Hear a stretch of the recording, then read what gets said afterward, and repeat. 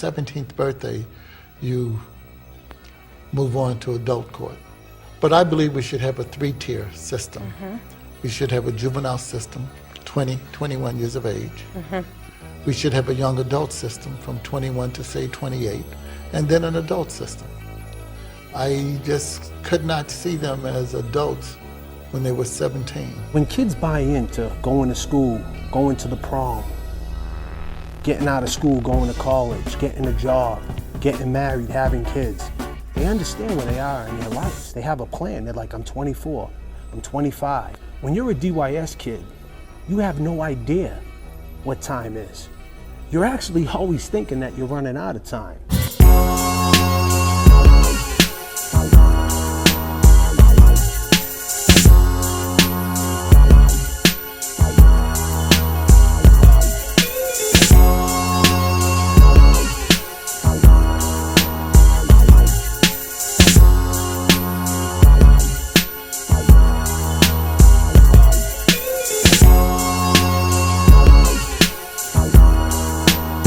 So as far back as I remember, I always had this obsession with street life. Drinking. You know, back then, Philly's Blunts was big, always smoking blunts. And it was always madness, as I remember, but I always was kind of lured to it in a way. Now, I'm of a generation that when I got in trouble at school, and I did, they took me to the principal. Didn't we all? And they had my mother or father come up to school. Today, they take you to court for the same behavior that we went to the principal for. Once you have been arrested, it's there forever. Once you've been arraigned in court, it cannot be erased. Exactly. It will create barriers that children don't even know. We shouldn't want any child in the system, that if we can avoid it. Most of these issues should be resolved at the school. Only the most serious cases should come into court. When we learned the 18-year-old had escaped state supervision and been missing for more than 2 weeks, we wanted to know how often that happens. The answer? Hundreds of times in the past few years. A system like that Judge Harris was speaking on, he would actually keep kids on a timeline and not age themselves out and let them say, hey, wow, I have time. There was never once when I was behind the walls or when I was a DYS kid, someone said to me, hey man, you're 16 years old. 10 years ago, you was only 6. You have time. When I was 23, no one ever came to me and said, hey, you're 23. 10 years ago, you was only 13. You have time. I constantly was thinking I was running out of time. Because let's face it, we really don't understand life fully until we're approaching our 30s. As far as being a man and having to suffer the consequences of your actions, I mean, that's just how I feel. There's always exceptions to the rule, always, in everything. You know, there's always special cases. People have to grow up faster than others. Some people not as quick, you know, it takes more time to grow. As far as implementing a system, like I said though, where the laws are concerned, there's got to be a little more leeway than just throwing people away at that young. As I said in previous videos, there's no way you could possibly understand what's about to happen at 17 years old. You just can't. We do have failure. I mean, we have young people that come back into the system, and that's very frustrating. Or to see a young person come through our system and move on up into the adult correctional system, that's very frustrating. I'm not going to say that that's like the cost of doing business.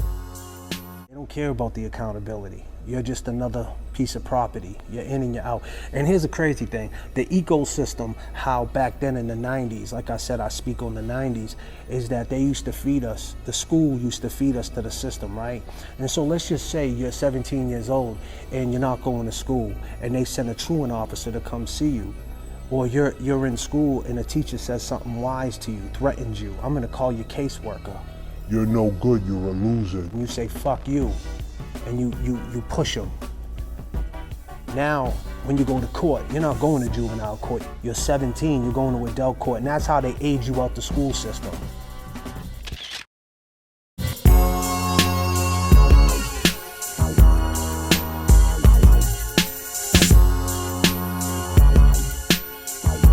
System is not designed to correct or rehabilitate.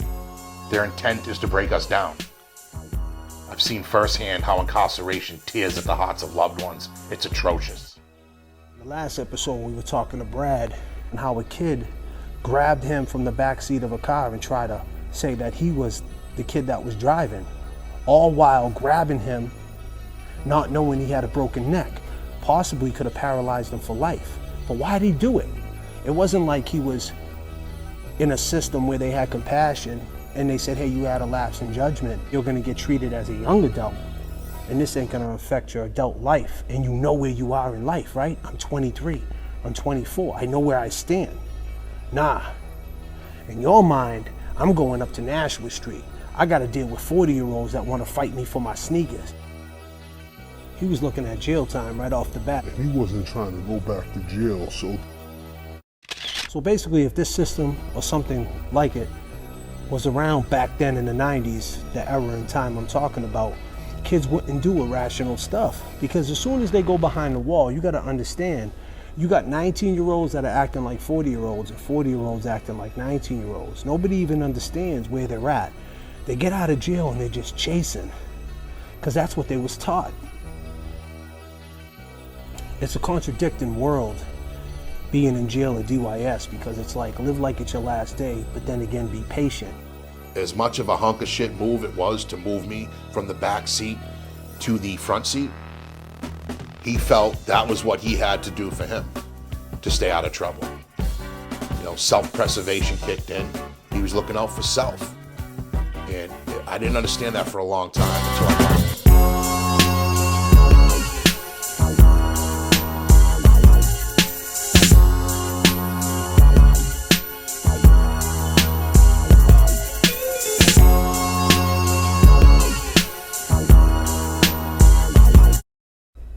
them entries start adding up. And like I said, you don't even know where you are. You don't even know how old you are. Once you go inside the prison system, there's no age. No one looks at you and say, hey, he's only 18. No one cares. They're coming for you. So we don't need to keep repeating these generational curses. And this is the reason why it gets passed down to kids, because their parents don't understand. They don't understand why they're chasing and why they did these drugs. Because the system, they got caught up in it and they never understood it. The problem is they never put positive baselines in their life. You know, a song goes by a baseline, right? And if you fall off beat, you get back on the baseline, and that keeps you on track. So if you put positive baselines in your life, when you fall off track, you revert to the positive baseline, you get back on track. My generation, they don't know positive baselines. All they know is chaos, the chase, and they pass that down. Let's not keep making these mistakes and keep having these generational curses. Most importantly, I want to speak to the people that had parents incarcerated and ended up doing time themselves later on in life. DYS Untold. Like, subscribe. There is so much to unpack here. Please feel free to reach out. And if you was in DYS, and if you're a DYS kid, leave a comment. I'd like to hear from you. Each and every one of you is welcome. Thank you so much.